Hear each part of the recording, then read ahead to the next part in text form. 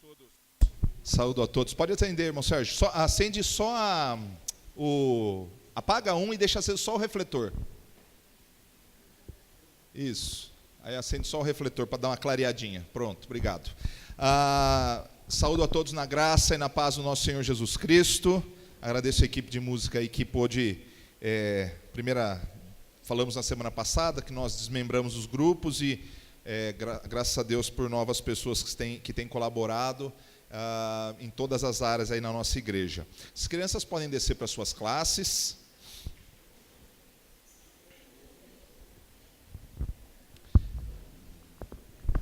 Irmãos, enquanto elas vão descendo, vamos fazer uma pequena recapitulação. Há 2 semanas nós começamos, não necessariamente uma nova série, com tempo pré-determinado para se encerrar, mas uma nova busca, uma linha mestra para os nossos estudos, né? O objetivo era descobrir e redescobrir propósitos que o Senhor estabeleceu em sua palavra para nós, redescobrir novas verdades que nós não conhecíamos, ou descobrir novas verdades e redescobrir verdades antigas que nós aprendemos e precisamos de tempos em tempos recuperar na nossa mente. Na primeira semana, no contexto da criação, nós identificamos que nós, seres humanos, fomos formados à imagem e semelhança de Deus, como coroa da criação, para nos relacionarmos com Ele. Pode passar, Ju. Então, nós vimos na primeira semana que nós somos formados para nos relacionarmos com Deus. Deus quer se relacionar com você. Então, desde o início da criação, Gênesis capítulo 1, Gênesis capítulo 2, dentre tantos propósitos da narrativa, nós encontramos ali a verdade de que Deus nos fez para nos relacionarmos com Ele profundamente. Alguém aqui conhece alguma celebridade, uma pessoa famosa? Alguém conhece? Individualmente, pessoalmente? Você já viu como nós, seres humanos... o Mateus conhece o Bruno, né? Ele falou. Guitarrista, né? Famoso. Irmãos, você já percebeu como nós damos um certo valor quando conhecemos alguém? E isso é legal, não tem nada de errado nisso. Mas o que eu estou dizendo para você, e disse há 2 semanas, é que o Criador do mundo, Senhor de todas as coisas, Ele quer se relacionar com você. E não há nada mais importante na sua história e na história da humanidade do que saber que Deus, o Criador de todas as coisas, quer se relacionar conosco. Na semana passada, o pastor Kenneth entrou na segunda parte, trouxe uma mensagem específica e nós redescobrimos ali um outro propósito, mas ele falou rapidamente sobre a queda, sobre a entrada do pecado no mundo, que causou rupturas. Se ao mesmo tempo que Deus quer se relacionar conosco, quando o homem desobedece a Deus, há rupturas, quebra nesse relacionamento do homem com Deus, do homem com o seu semelhante, do homem, quando eu falo homem, humanidade, com a criação, e de cada pessoa consigo mesma. Então aí, os desdobramentos desta ruptura do relacionamento com Deus, com o próximo, com a criação e conosco mesmo, traz a ideia, inicialmente, de que nós passamos a ter conflitos. E o pastor Kenneth trabalhou muito a ideia dos conflitos emocionais, como consequência desta ruptura do nosso relacionamento com Deus e conosco mesmo. Ele destacou basicamente o contexto da culpa e da vergonha, do medo e da ansiedade como consequências dessa ruptura. Mas nós vimos que a esperança se encontra no fato de que Cristo vem para nos restaurar dessas rupturas, levando-nos à paz, à justificação, à confiança e à tranquilidade quando nós nos relacionamos com Ele. Então nós precisamos entender, pode passar, que Deus quer restaurar a nossa saúde emocional. E com isso eu não estou dizendo que sou contra tratamentos médicos, terapia, muito pelo contrário. Eu acredito que tudo isso vem de Deus, que Deus capacita homens e mulheres para ajudar uns aos outros a nos reconstituirmos emocionalmente. Não estou dizendo então que eu sou contra tratamentos, pelo contrário, sou a favor deles, mas nós precisamos entender que Deus quer trazer paz em meio à guerra, alegria em meio à tristeza, satisfação em meio à carestia. Nós precisamos entender que o nosso Deus, Ele é capaz de transformar a nossa perspectiva de mundo, Ele é capaz de restaurar a nossa alegria, mesmo quando nós estamos diante de um sofrimento. Hoje nós vamos continuar dentro do propósito do relacionamento com Deus e analisarmos algumas implicações e desdobramentos deste propósito em questões práticas. Abra sua Bíblia em Gênesis, capítulo de número 1 novamente. Pode passar, Ju. Gênesis 1. E ali em Gênesis capítulo 1 e Gênesis capítulo 2, há duas narrativas da criação do homem. Uma narrativa geral, onde faz parte de um contexto da criação de todas as coisas do universo, separação das águas, céu, terra, luminares, aves, peixes e por aí vai. E dentre essa criação está a criação do homem, então é uma narrativa geral. E depois então há uma narrativa específica. Versos 27 e 28 diz assim: criou Deus o homem à sua imagem, a imagem de Deus o criou, homem e mulher os criou. Deus os abençoou e lhes disse: sejam férteis e multipliquem-se, encham e subjuguem a terra, dominem sobre os peixes do mar, sobre as aves do céu e sobre todos os animais que se movem pela terra. E na sequência, capítulo de número 2, versos 7, 18, 21 a 24. Então, verso 7 diz o seguinte: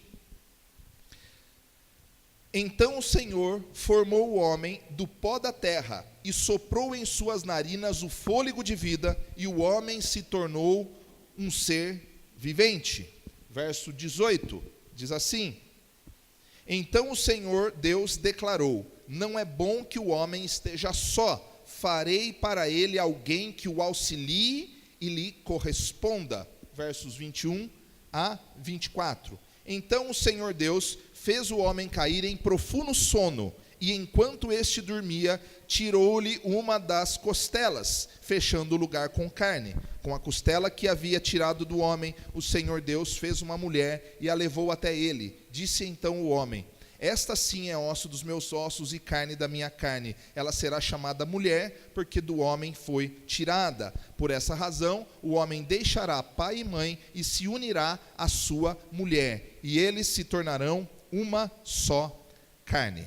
Dentro dessa narrativa, que depois você pode ler na sua casa detalhadamente, nós precisamos entender o seguinte: quando tudo isso é narrado, nós estamos lendo esse texto antes da entrada do pecado no mundo. Então nós vamos encontrar, antes da entrada do pecado do mundo, o propósito de Deus para a criação do homem.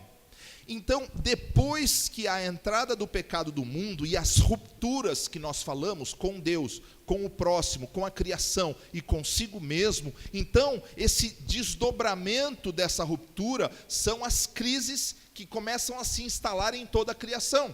Porque quando há ruptura no nosso relacionamento com Deus, no nosso relacionamento com o próximo, com a criação e conosco mesmo, então há consequências. Mas o que nós vemos neste primeiro momento é que Deus, na sua infinita bondade, misericórdia, sabedoria, conhecimento, Ele não formou o homem para que estivesse só.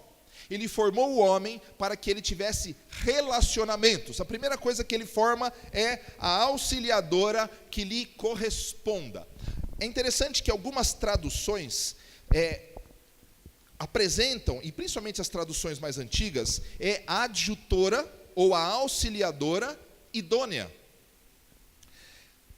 E a partir desta convicção de que ela é uma adjutora, uma auxiliadora idônea, tira-se então toda a conclusão de qual é o papel da mulher. Então, a interpretação equivocada do texto antes da criação faz com que nós tenhamos uma percepção errada de qual que é o papel da mulher na sociedade atualmente. Então é necessário compreendermos o que Deus estava dizendo, o que Moisés narrou aqui no texto, provavelmente, foi Moisés que escreveu provavelmente. Então o que nós encontramos aqui, qual é a melhor tradução para este papel da adjutora ou da auxiliadora. Então veja só, o problema, nós desconsideramos o que de fato representa em primeiro lugar a palavra auxiliadora. Quando a gente ouve a palavra auxiliadora, é normal que nós tenhamos uma conclusão de que há um principal e alguém que o acessore, certo?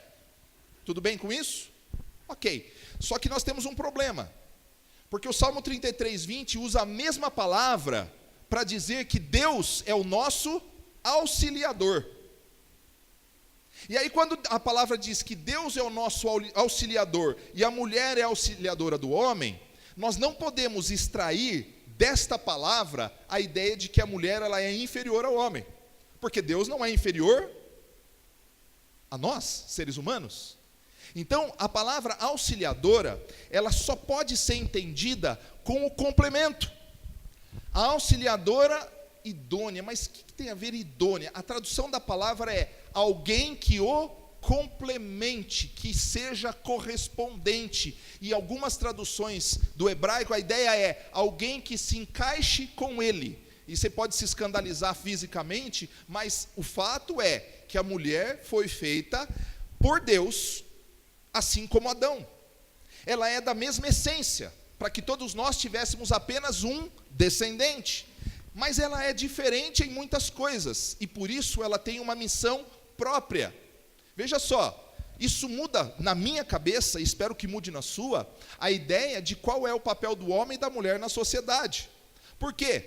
Porque ela é uma auxiliadora, como Deus é o nosso auxiliador. Mas ela não é uma auxiliadora que vai seguir os propósitos do homem. É alguém que, junto com o homem, exercendo tarefas diferenciadas, vai dar continuidade à espécie humana de acordo com o propósito estabelecido por Deus. Ela é a auxiliadora que corresponde, que complementa, que se encaixa. Nem ela, nem ele cumpririam a missão sozinhos. Se Deus tivesse feito 2 homens, ali nós teríamos o quê? Jogo de truco, futebol, bagunça, sujeira espalhada por tudo, mas ele fez um homem e uma mulher, para que na correspondência, na complementariedade, eles pudessem exercer a missão que Deus estabeleceu para a humanidade e individualmente cada um com a sua missão. Antes da queda, era esse o propósito. Quando o pecado entra no mundo, então, há rupturas e desequilíbrios nos propósitos, inclusive no propósito da exploração da mulher. Nós poderemos ficar aqui alguns meses tentando entender que a consequência da queda trouxe prejuízos terríveis para a mulher, para o homem também. Então, com a queda, há um desequilíbrio nessa questão, porque eles foram feitos iguais, complementares, para exercer a sua função. Mas Deus não colocou o homem como cabeça? E aí que está a grande questão. E aí eu vou falar às mulheres. Deus colocou o homem como cabeça. Isso não muda nem antes e nem depois da queda. O fato é que, quando ele chega no Novo Testamento e diz que é papel do homem, o homem tem que amar a sua esposa como Cristo amou a igreja, o homem acredita que o fato dele ser a cabeça do lar faz dele o dono do lar. Irmãos, o homem ele tem que ser comparado a Cristo no sacrifício pela mulher. Deus dá a ele a prerrogativa da decisão final, dá sim, a ponto dele dizer: eu vou fazer aquilo que lhe agrada, esposa, eu vou fazer aquilo que é melhor para o lar, eu vou me sacrificar por você, se tiver que caminhar 2 milhas, eu ando 4 por você, eu lavo a louça para você, eu faço isso para você. Então veja só, o fato dele ser o responsável, como Cristo é o cabeça da igreja, não lhe dá o direito de ser dominador da igreja, assim como dá direito de ser o dominador do lar. Irmãos, depois da queda, Lá em Gálatas nós vemos que Paulo ele restaura essa ideia de que em Cristo Jesus, se há uma ruptura, Cristo ele vem, é o band-aid espiritual, Cristo é o band-aid espiritual, né? Porque ele fecha todas as, ele dá aquele ponto, né? Naquela ruptura. Quando você corta o braço, Cristo ele vem e emenda. Ou seja, se há uma ruptura no nosso relacionamento com Deus, Cristo vem e interliga. Se há uma ruptura no relacionamento do homem com o próximo, inclusive com a mulher, Cristo vem e religa. Se há uma ruptura no relacionamento do homem consigo mesmo, Cristo vem e restaura. Se há uma ruptura do homem com a criação, Cristo vem e restaura. Então, nessa restauração, a mulher não pode mais ser explorada pelo homem. O homem não pode se achar melhor do que a mulher. Mas ele continua sendo, diante de Deus, o responsável por prestar contas final, diante de Deus, do que ele fez do seu lar. Dentro da sua missão, mas a mulher, da mesma forma, semelhantemente, há de prestar contas para Deus daquilo que ela fez, da sua vida, da sua casa, seja ela casada, solteira, viúva ou divorciada. Cada um de nós prestaremos contas para Deus, mas na relação homem e mulher, há uma restauração dos propósitos, em que Cristo vem e restabelece a paz, a harmonia, a alegria, e desafia o homem a ser um camarada especial para sua esposa, e vice-versa, uma esposa parceira no exercício da sua missão dentro do lar. Nós estamos falando isso apenas em casamento. Quem não tem casamento, quem é solteiro e por aí vai, a gente vai desmembrar um pouquinho esse estudo. Irmãos, quem não valoriza o conceito divino de família, não conhece a Deus. Esse estilo de família, por mais que a sociedade confronte, é um estilo de família estabelecido por Deus antes da criação, que sofre rupturas depois da queda, mas que é restaurado na figura de Cristo Jesus. O fato é que, ao criar a mulher, Deus mostra que todos nós fomos formados para relacionamentos. Apesar de eu ter aberto esse parênteses grande para falar sobre o papel da mulher e do homem, a ideia, irmãos, é que Deus nos fez para os relacionamentos. Há pessoas que não têm família, por morte, por abandono e por aí vai. Isso tudo é fruto também do desequilíbrio, do pecado, da consequência da morte e por aí vai, do egoísmo. Irmãos, o fato de uma pessoa não ter família não significa que o propósito da família não seja um ideal de Deus. Mas sobre isso nós vamos falar daqui a pouco. Então, a ideia, irmãos, é quando Deus cria o homem e Ele cria a mulher, Ele não cria o homem apenas para se relacionar verticalmente com Deus, mas Ele cria o homem para se relacionar horizontalmente com os seus semelhantes, que seriam formados. E tudo isso começa com a criação da auxiliadora, que viesse ali corresponder com uma missão especial ao lado do homem e não abaixo dele. Segunda coisa, olha o que ele diz. Ele diz: enchei a terra, sede fecundos. Então, quando ele diz sede fecundos, multipliquem-se, encham a terra, ele está dizendo que não somente haveria um relacionamento homem e mulher, mas haveria o povoamento da criação com semelhantes, com pessoas de uma mesma origem, mas que se relacionariam cientificamente. É legal porque fala-se de um ancestral comum. Mas, na criação, biblicamente, nós falamos que todos nós temos a mesma essência, um mesmo pai, Adão. Todos nós viemos dele. Mas Deus não é o Criador? Tanto que Ele fez o homem da mesma essência, a mulher da mesma essência do homem. A narrativa não tem a intenção de ser cientificamente correta. Ele não está ali tentando descobrir se nós tínhamos uma outra costela que saía para fora, para baixo, para o lado, para trás. A ideia é dizer que a mulher foi tirada do homem e eles são da mesma essência. Você não escraviza a sua mão, você não escraviza o seu pé, mas você se relaciona com este membro do seu corpo. Da mesma forma, a mulher é extraída do homem para se relacionar com ele e povoar a terra. Todos têm a mesma essência, fazem parte do mesmo projeto, independentemente de diferenças biológicas.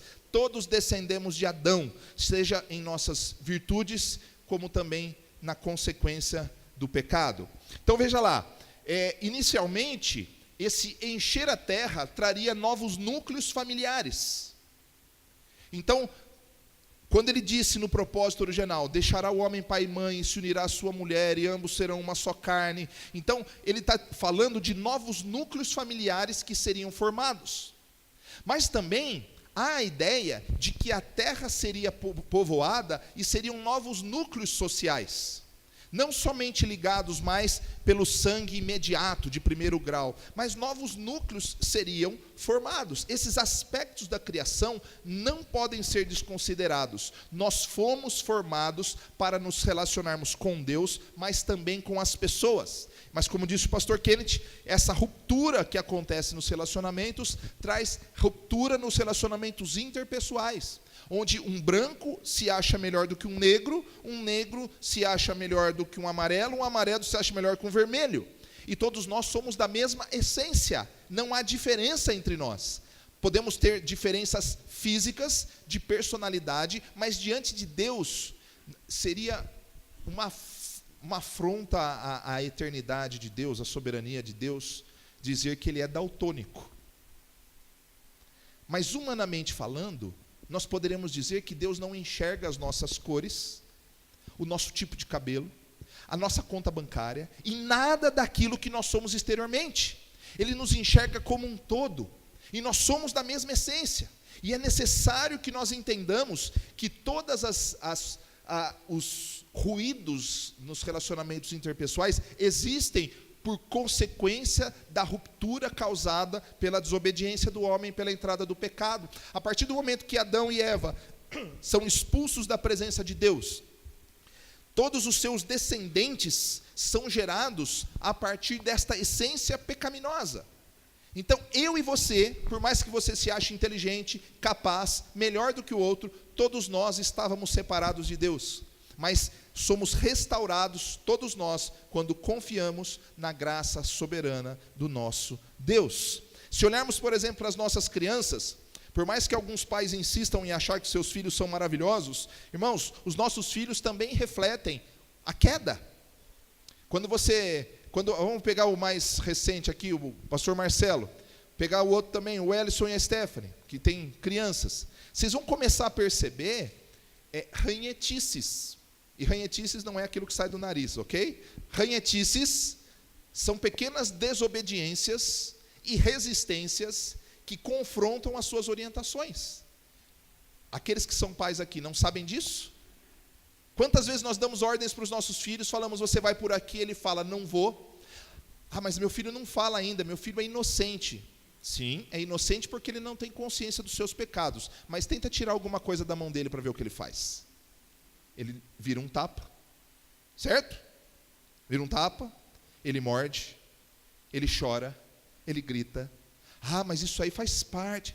Irmãos, tudo isso faz parte daquilo que nós somos por essência. Desde pequeno, desde criancinha, nós vamos revelando as consequências desta ruptura no nosso relacionamento com Deus e com o próximo. Nós vamos desobedecendo, fugindo daquele ideal para o qual nós fomos criados.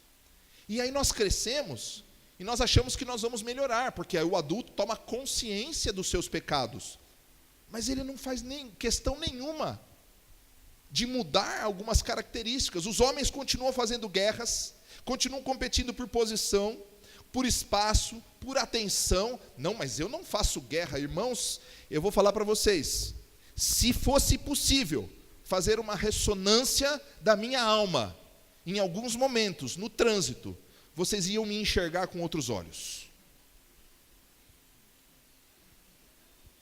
Sério?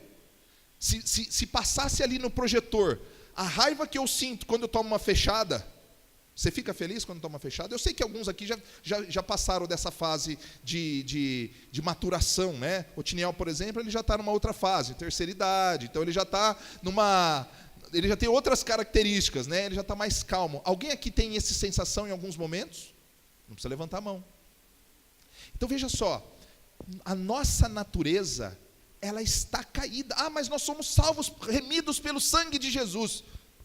Mas você continua sendo pecador, você continua tendo raiva, você continua tendo ódio, nós continuamos nos irritando com as pessoas, aqui mesmo.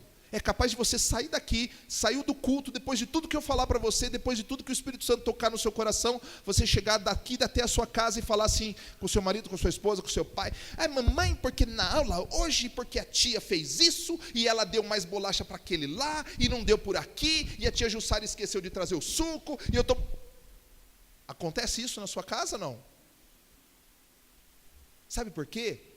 Porque nós continuamos revelando a nossa natureza decaída. Nós continuamos avaliando os outros, julgando os outros, questionando os outros. Sabe por quê? Porque nós somos assim. Nós somos assim. Mas ao mesmo tempo Deus diz: eu fiz você, eu fiz o homem, eu fiz a mulher, eu pedi que eles se relacionassem, que novos núcleos fossem formados e novos núcleos sociais fossem formados. E Ele diz também: no que depender de vós, tende paz com todos. Então é um desafio que nós estejamos nos relacionando com as pessoas e lutando para que as rupturas sociais, familiares, sejam suturadas pelo poder transformador e regenerador do nosso Deus. Essa é a ideia, por isso que nós estamos aqui. Veja lá, consequências da ruptura relacional. Pode passar, Ju.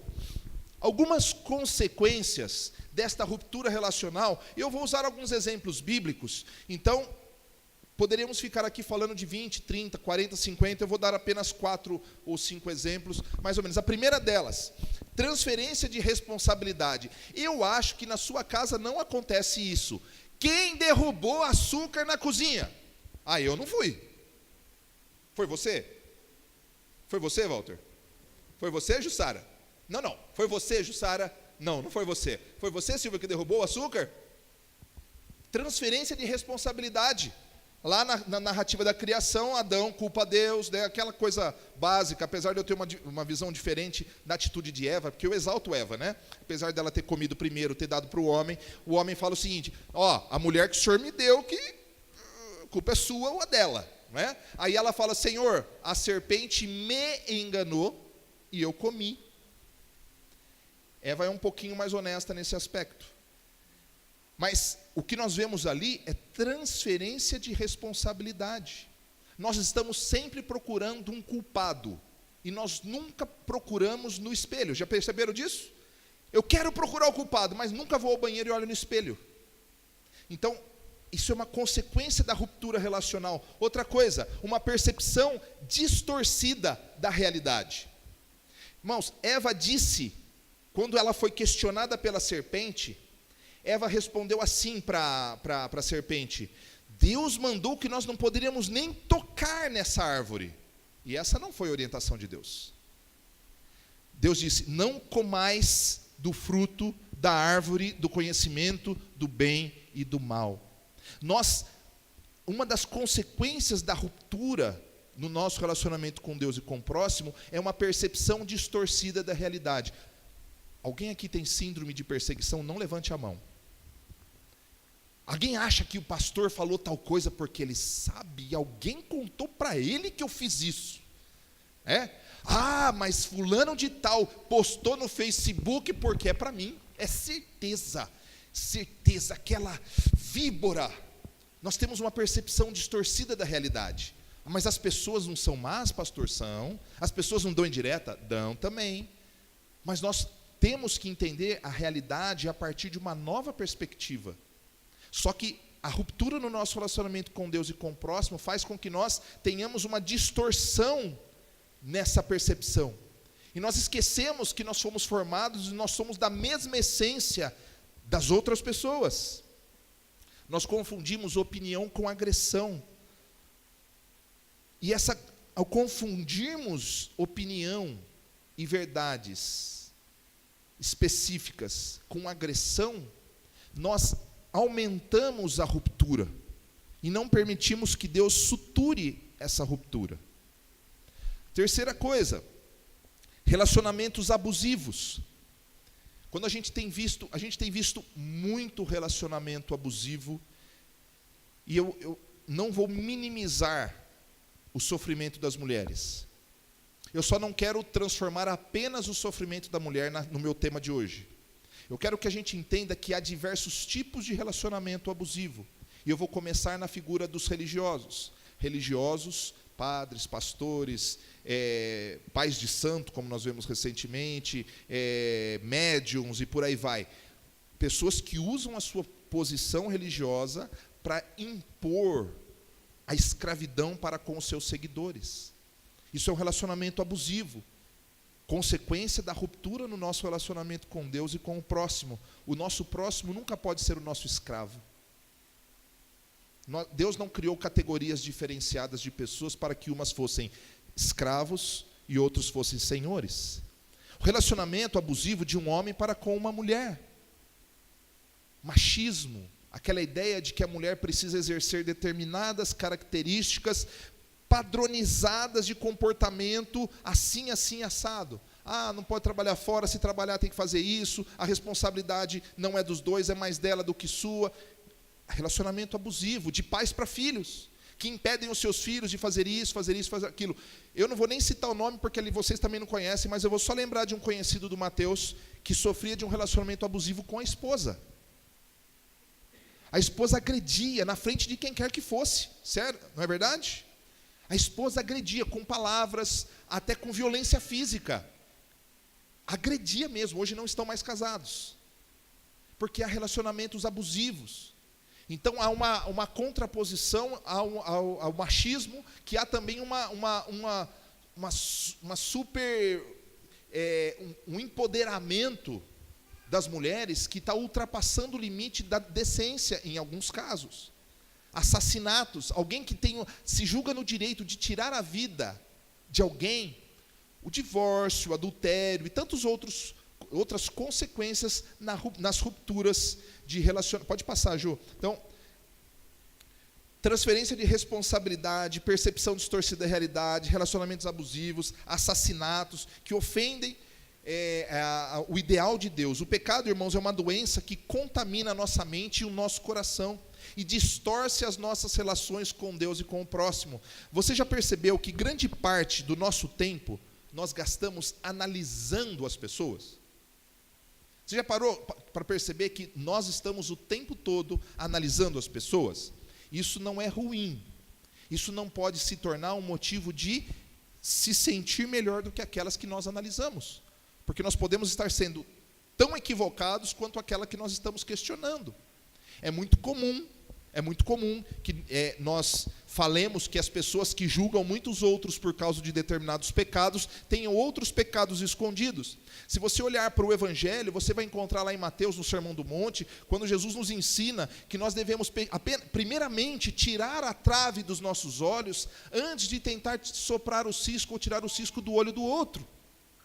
O que ele está dizendo para mim e para você é que para que os relacionamentos sejam realmente saudáveis, nós podemos sim exortar uns aos outros, mas nós não podemos nos julgar melhores do que os outros, porque talvez os nossos pecados sejam tão ou piores do que aqueles a quem nós estamos julgando. E ele nos fez para nos relacionarmos uns com os outros. A boa notícia, vamos lá, segunda parte e final do nosso estudo. A boa notícia: o Senhor providenciou um caminho para restaurar essa ruptura entre nós e Ele e nós com os outros. Então nós não precisamos viver em pé de guerra, nós não precisamos viver agredindo e sendo agredidos. Vai acontecer muitas vezes, mas como eu disse para vocês, há um caminho, e esse caminho é uma verdadeira transformação operada pelo Cristo no nosso coração. É Ele que nos reconecta com o nosso marido, com a nossa esposa, com os nossos filhos, com os nossos amigos, com os nossos irmãos em Cristo. É Ele que traz essa reconexão. Mas pastor, é muito difícil. Eu diria para vocês que essa é uma das principais características da vida: restaurar relacionamentos. É fácil? Não é fácil. Irmãos, a começar em mim. Eu tenho procurado passar a limpo a minha vida em relação a essas questões.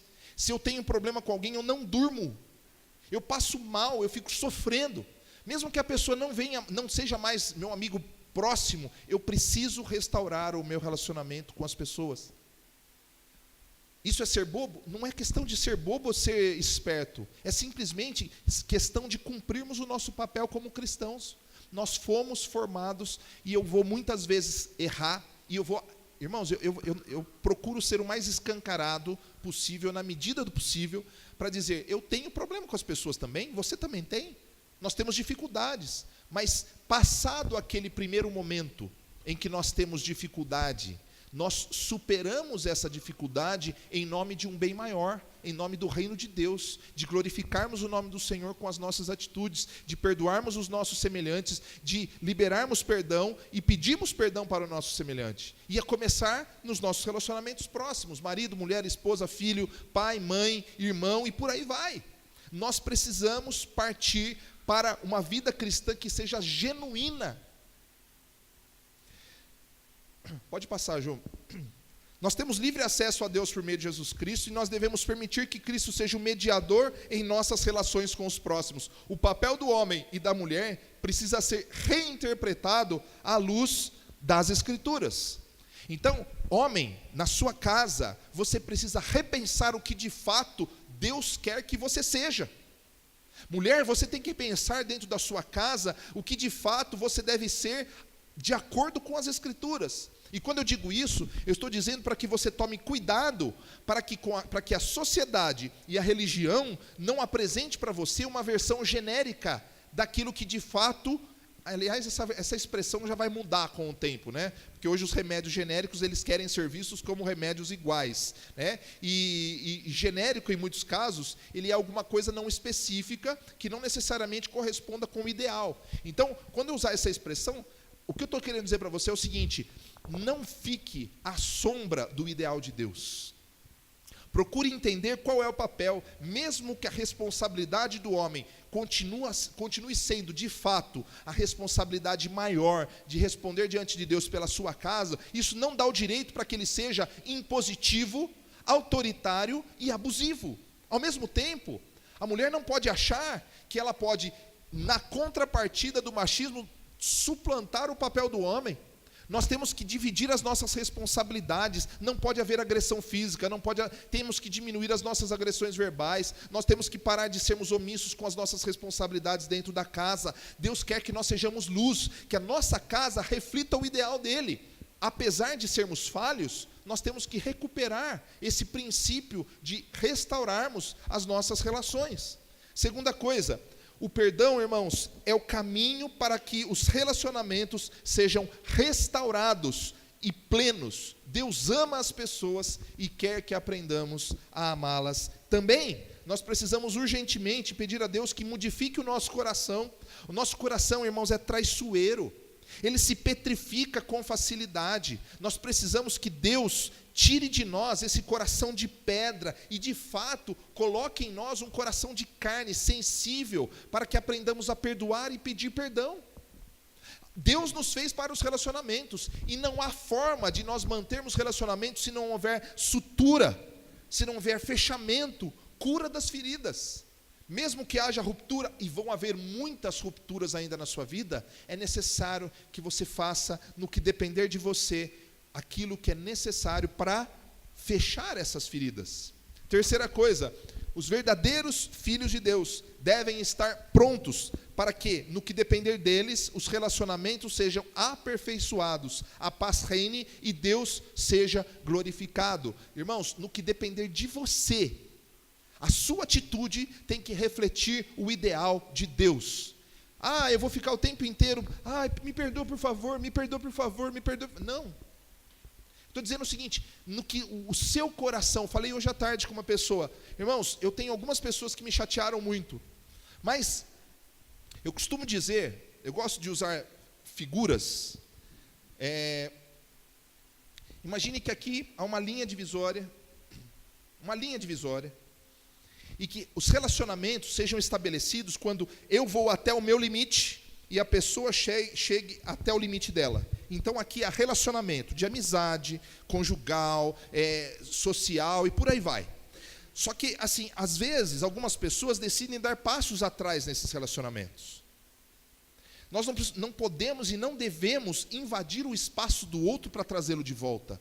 Mas nós temos que estar na beira deste relacionamento, prontos a perdoar quando houver reaproximação, prontos a pedirmos perdão quando houver um ouvido aberto. Nós temos que estar no que depender de nós, no limite, para que nós façamos o nosso melhor, sem ultrapassar o que o outro precisa fazer.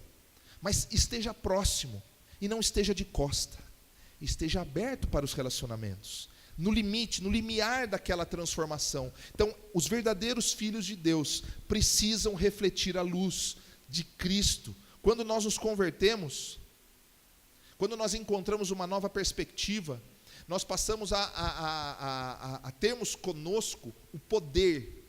Veja só,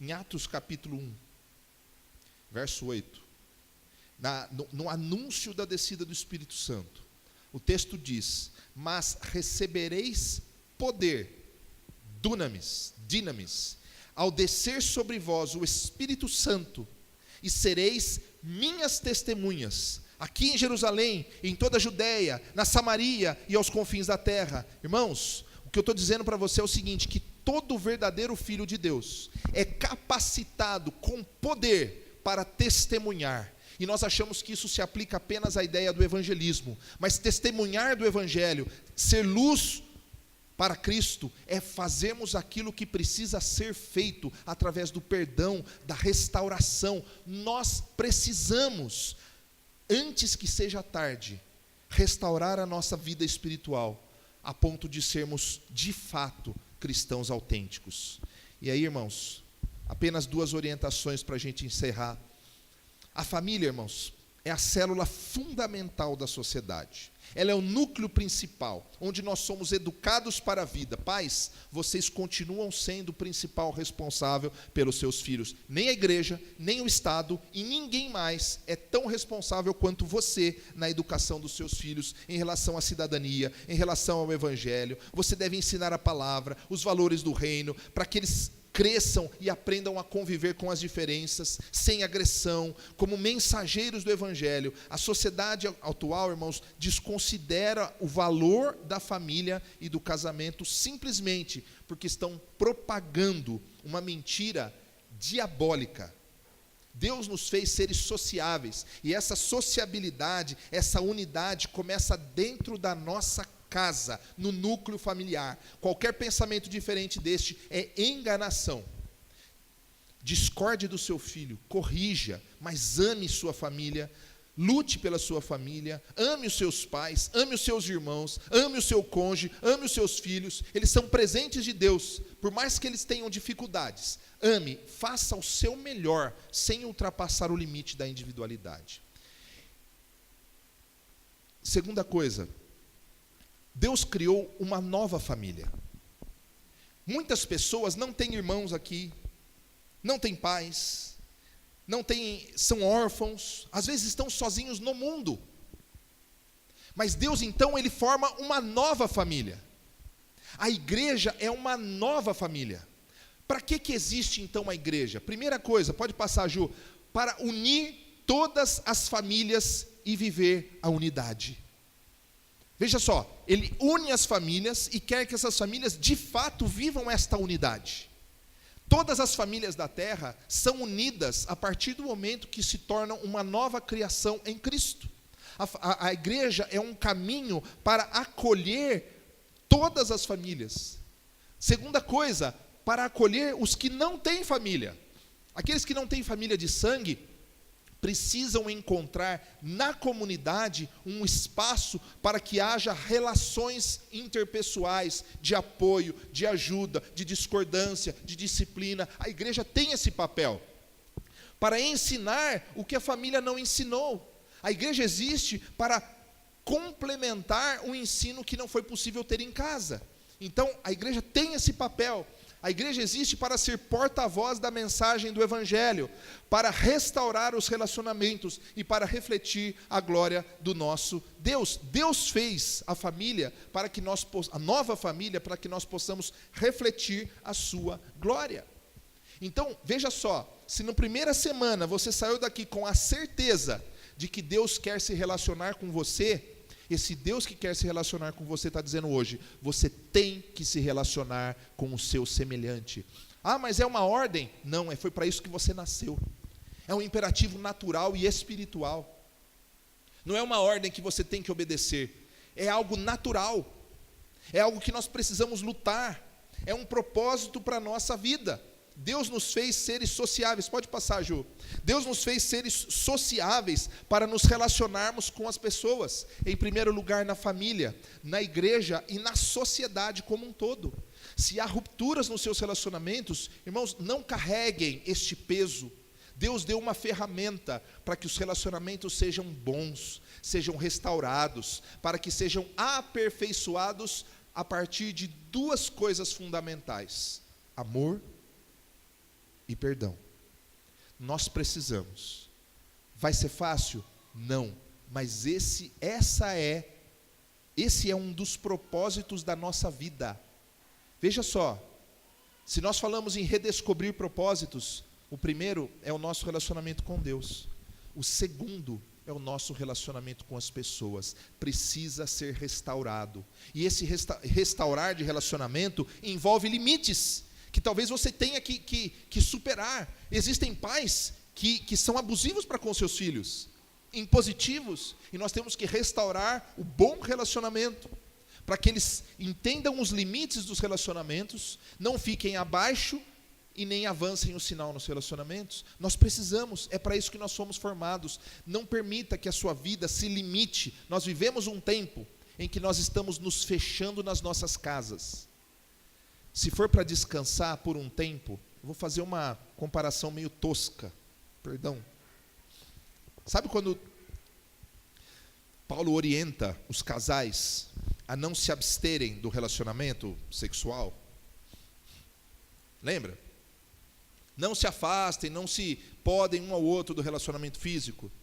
Ele diz assim, exceto para a oração. Eu vou dizer uma coisa para vocês, eu vou usar a mesma comparação para dizer o seguinte: não fuja dos relacionamentos. Não abandone a possibilidade de novas amizades, de novos relacionamentos, de restaurar os relacionamentos antigos. Nós só devemos fugir do relacionamento quando for para trabalhar, quando for para descansar. E nós temos que parar de cair na armadilha de que a solidão... Aliás, depois eu vou ter uma conversinha com uma pessoa aqui, que eu nem vou falar o nome, mas eu sei que não foi com essa intenção, mas eu tenho visto muitas postagens, e aí me perdoem os amantes de cachorro, tá?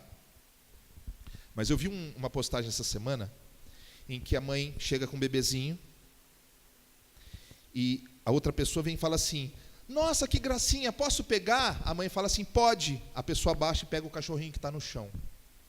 A gente tem que amar os animais, mas a gente não pode maltratar os seres humanos. Nós estamos passando de um extremo para o outro. Ame os animais, mas ame muito mais os seres humanos. Deus nos fez para amar os dois. Lembre-se da ruptura. Relacionamento com Deus, com o próximo, com a criação, isso envolve os animais. Nós não podemos maltratar os animais, nós não podemos maltratar a nossa criação, mas nós temos que tomar cuidado para não jogar o ser humano, que é da nossa essência, para o fim da cadeia de prioridades. Ame as pessoas.